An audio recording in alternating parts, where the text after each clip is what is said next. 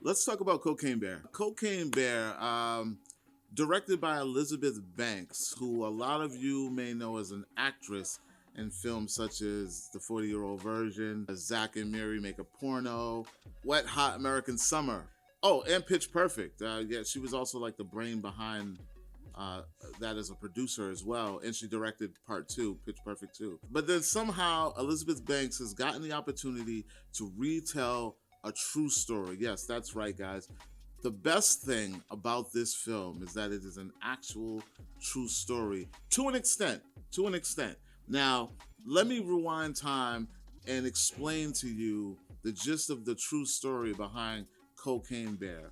In 1985, there was a gentleman who came up with this brilliant scheme to deliver cocaine via plane, so to speak, dumping bricks of cocaine over a small town in Georgia. One thing leads to another. This gentleman does not survive the plane ride, but these bricks of cocaine managed to land in a small town in a park or forest, which has wildlife in it. Then a bear minding its own business consumes this cocaine.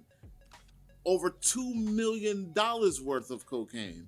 And then tragically, the story ends not so beautifully for said bear. Fast forward to 2023, Elizabeth Banks decides to take this story's origin and turn it into somewhat of a monster film. The film stars Kerry Russell, O'Shea Jackson Jr., and one of the last performances of the great Ray Liotta. Listen, it is what it is. It is bonkers. If you've seen the trailer, which I know a lot of you have, it is crazy enough to pique your interest, to make you go see this thing. But while you're watching it and when it is over, you will, one, either laugh your ass off because you can't believe that you duped yourself into going to see this movie, or two, laugh your ass off because you just really had a good time and it's great conversation with your friends who are just as wacky as you are. Since this is a period piece set in the 1980s, it follows a certain narrative around the drug wars in America. Now, if you can get past all the wild and crazy gore, the wacky characters in this thing, you may come across an underlying message in this film. There may be an uncomfortable moment revolving around young kids who may come across this cocaine, balancing their innocence on the scale of life. But there is an overall message that gets, thrown at you as the movie progresses, which should hopefully steer kids in the right direction. But it sometimes comes off as a little cringy. The acting in this movie is over the top. It sometimes feels like everybody showed up as a favor for the director or the producer or anyone who was involved. But what makes this movie really weird, there appears to be a lot of storylines going on around the actual main course of the movie. We all know it's about this bear attacking people because it's high off cocaine, but there's a mom-daughter storyline. There's a father-son storyline. There's a father-son-grandfather storyline going on.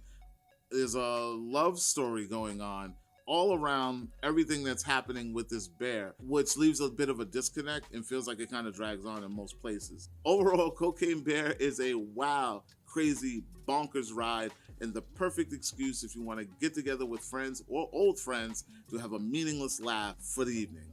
Rated R, but not as gory as I hoped, but I did chuckle a lot, so we could just throw this in the dark comedy genre. That's all I got for Cocaine Bear, y'all. Let me know in the comments, are you gonna check it out? Are you interested in checking it out? Have you never even heard of this thing? Like, comment, share, make sure you subscribe, and for more movie news, television news, and pop culture, check out wearecritix.com. I will talk to you all later, and rest in peace to Pablo Escobar. Peace.